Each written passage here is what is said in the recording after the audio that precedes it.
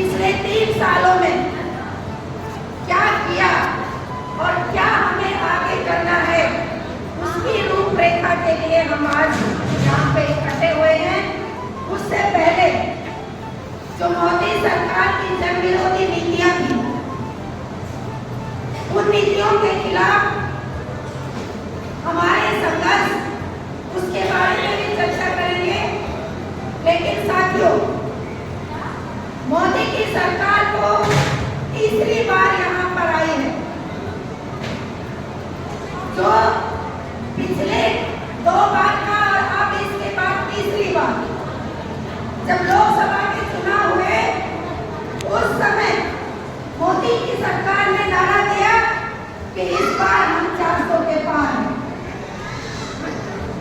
और ये पूरे देश के अंदर आरएसएस और भाजपा की सरकार ने कहा कि इस बार हम 400 के पार जाएंगे। लेकिन जो इंडिया गठबंधन की सरकार ने पूरा ये मिलकर ये दिखा दिया कि आपका जो ये 400 पार जाने वाला आपके ये सपने हैं, और 63 सीटों को कम कर पाए इंडिया गठबंधन के साथ में जो चुनाव लड़ा है। और ये बहुत भारी उनको नुकसान हुआ है भाजपा की सरकार को। आप सभी जानते हैं कि जो उनके चुनावी मुद्दे थे, फिर अयोध्या के अंदर राम मंदिर बनवाने का उनका मुद्दा था कि हम प्राण प्रतिष्ठा करेंगे, हम राम को लाने वाले हैं। और तमाम जो हिंदू राष्ट्र की बात करने के लिए उनके मुद्दे थे चुनावी, लेकिन जनता ने उनके मुद्दों को नकारा। और लोकसभा के चुनाव में जो अयोध्या के जितने भी विधानसभा सीट के उसके तहत आती थी, वो तमाम सीटें ये भाजपा और आरएसएस आ रही है। क्योंकि गठबंधन की सरकार ने कौन से मुद्दों को लेकर चुनाव लड़ा? वो हमारी जीविका के लिए, रोजगार के लिए, महिलाओं की सुरक्षा के लिए, मजदूरों की बात को लेकर, किसानों के मुद्दों को लेकर जनता ने उसको स्वीकार किया। तो ये अंतर देखने को मिला। लेकिन फिर भी मोदी की सरकार सत्ता में आने पर सफल हो गई। लेकिन ये नहीं है कि हमारी लड़ाई यहीं पर खत्म हो गई है। हमारी लड़ाई और तेज करने का समय आ गया है। मोदी की सरकार ने सत्ता में आने से पहले बहुत सारे वायदे किए। आप सभी जानते हैं कि उन्होंने जिस तरीके से सत्ता में आने के लिए क्या क्या खोखले नारे दिए थे। तो महिलाओं की सुरक्षा का सवाल उठाया कि बेटी बचाओ बेटी पढ़ाओ का नारा दिया।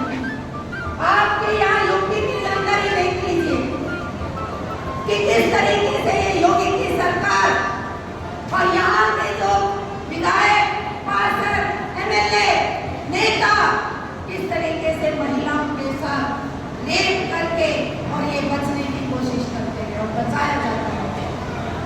आप लोग देख रहे हो कि पिछले दिनों जो यहाँ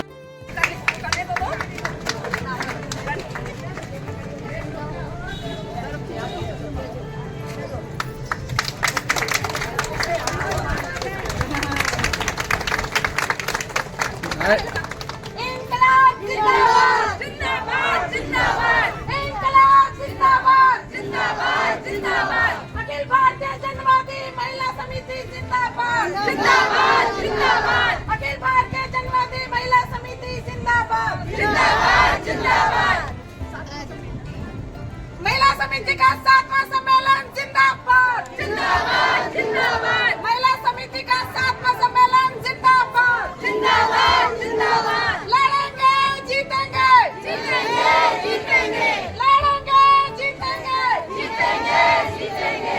बोल महिला हल्ला बोल हल्ला बोल हल्ला बोल। बोल महिला हल्ला बोल हल्ला बोल हल्ला बोल। महंगाई पे हल्ला बोल हल्ला बोल हल्ला बोल। हो गया।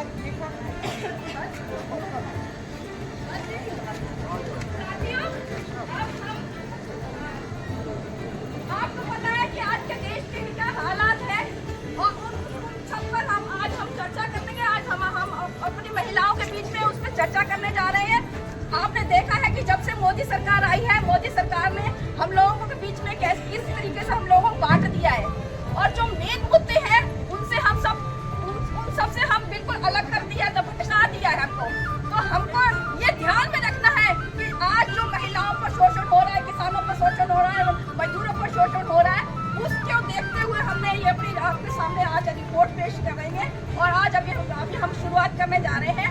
सबसे पहले हम जो हमारी शहीद वेदी है उस पर हम अर्पित करेंगे, और सबसे पहले हमारे जो दिल्ली से आए सेक्रेटरी और उसके बाद फिर हमारे जो दो और अन्य नेता है वो कुछ अर्पित कर देंगे। सब बारी बारी से जाएंगे और हम फिर अपने जगह पे बैठेंगे और फिर हम अपनी शुरुआत करेंगे।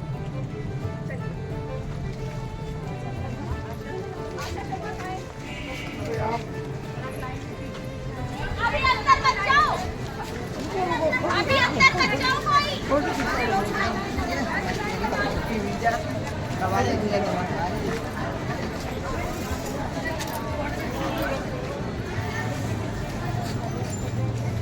लाइन लगा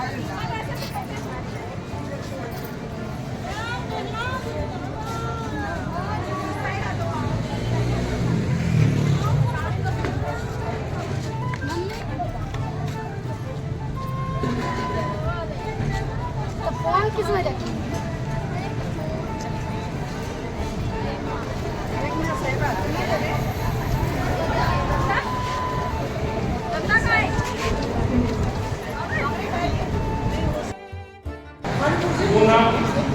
जो ये बड़े शिद्दत के साथ में महिलाओं के मुद्दों पर, किसानों के मुद्दों पर, मजदूरों के मुद्दों पर, राशन के मुद्दे पर सभी जगह आप लोगों की सक्रियता दिखती। कई मौके किसान आंदोलन में ऐसे आए कि पुलिस और प्रशासन ने हमें जेल में भेज दिया। अभी पीछे भी ऐसा ही हुआ। तो हमारे जो जनवादी महिला समिति का जो नेतृत्व है उसने आगे आकर के उसका नेतृत्व किया, फिर दर्शनों का आयोजन किया। ये भूमिका आप लोगों ने 2023 में भी निभाई। जब हम लोग जेल चले गए तो आपने अगले ही दिन वहां पे धरना जमा दिया, और ऐसा पहली बार ग्रेटर नोएडा में हुआ कि पुलिस ने धरना उठा दिया हो और अगले दिन धरना फिर बैठ गया हो। तो महिला समिति और जनवादी महिला समिति ये कोई ऐसा संगठन नहीं है, एक विचारशील संगठन है। इसकी स्थापना जिस वजह से की गई है उसके कई वजह। सबसे पहले तो यह है कि राशन के मुद्दे पर, महिलाओं के स्वास्थ्य के मुद्दे पर, महिलाओं के प्रति जो घरेलू हिंसा है उसके मुद्दे पर कई बार पुलिस एक्शन नहीं लेती, उस मुद्दे पर ये सक्रिय रहे। इसके अलावा जो हमारी महिलाएं हैं उनमें से नेतृत्व को उभारा जाए। अभी आप देख रहे हो संसद में, विधानसभा में केवल 12% महिलाएं हैं। 33% आरक्षण का मुद्दा सालों से दबा रखा। इनकी जनसंख्या में भागीदारी 50% है, लेकिन संसद में और विधानसभाओं में 12% है। फैक्ट्रियों में, सरकारी नौकरियों में भी संख्या बहुत कम है। महिलाओं ने तरक्की बहुत की है, लेकिन बहुत ज्यादा तरक्की की जरूरत है, और जनवादी महिला समिति ये काम कर रही है। आप लोग छोड़ करके आए हो, इस सम्मेलन में शामिल हुए हो। इसका एक सबसे बड़ा मकसद है कि कोई भी महिला साथी अपने को अकेला महसूस न करे, कोई इस पर दबाव डालना हो किसी भी किस्म का, चाहे कोई परिवार का व्यक्ति है, चाहे कोई बाहर का व्यक्ति है। ये ताकत देने वाला संगठन है। आपका संगठन आपको ताकत देता। जब कोई संकट की बात हो तो आप फोन करिए, बातचीत करिए। महिला समिति उसके लिए आपके साथ दिन रात खड़े देख रहे हो जनवाद समानता न्याय मुक्ति, इसका यही मतलब है कि महिलाओं की भागीदारी जीवन के हर क्षेत्र में हो, महिलाओं पुरुषों के बीच में समानता आए, उन्हें बोलने का हक के सवाल पर, पुलिस दमन के सवाल पर, हर चीज पर हमारी महिलाएं झंडा लेके सामने खड़ी हैं। क्यों? आखिर क्या जरूरत है कि हम एक संगठन बना करके इस चीजों के ऊपर उतरें? क्योंकि कई बार तो हमेशा जब घर में बात होती है तो कई बार लोग कहते हैं ना कि अरे ये राजनीति है, और इस राजनीति में महिलाओं का क्या काम? महिलाओं का काम होता है घर के अंदर झाड़ू पोछा करना, बच्चे पालना, उनको पैदा करना, खाना बनाना, ये आपके काम है, आप करो। और इसके बदले आपका आदमी आपको रखता है, रोटी देता है, तो आपको क्या जरूरत है कि आप जाकर के कहीं पर झंडा लेके खड़ी हो? लेकिन संगठन का मतलब क्या होता है? आप अगर टीवी देखती होंगी या खबरें सुनती होंगी तो कई बार आता है ना कि मजदूर संगठन ने हड़ताल करी, कभी आता है डॉक्टरों के संगठन ने हड़ताल करी। क्यों? क्योंकि वो अपनी बात अपनी सरकार तक पहुंचाना चाहते हैं, और उस पहुंचाने के लिए उनको एक संगठन चाहिए जिसके द्वारा वो अपनी बात सरकार तक पहुंचाएं। अब महिलाओं के जब सवाल आता है तो लोग कहते हैं तुम्हें क्या समस्या है? हमारी समस्याओं को कोई समझ ही नहीं पाता, क्योंकि हम वो ताकत और वो फोर्स हैं जिसकी आवाज समाज के अंदर नहीं जाती। हमें समस्या क्या है?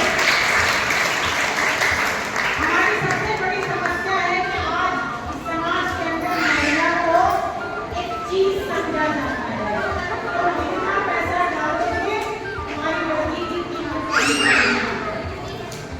अगर तुम 2 लाख में शादी करोगे तो 1.5 लाख से शादी होगी, अगर 10 लाख में करोगे तो 12 लाख से शादी। वो बेटी जिसको तुमने पढ़ाया, लिखाया, जवान किया, काम सिखाया, हर चीज में उसको एक्सपर्ट किया, शक्ल सूरत में, इंटेलिजेंस में, हर चीज में अच्छी है, लेकिन मार्केट में खड़ा करना पड़ता है कि हम पैसा देंगे तभी उसकी शादी। ये समस्या हम ये बच्चों आवाज नहीं बंद करो,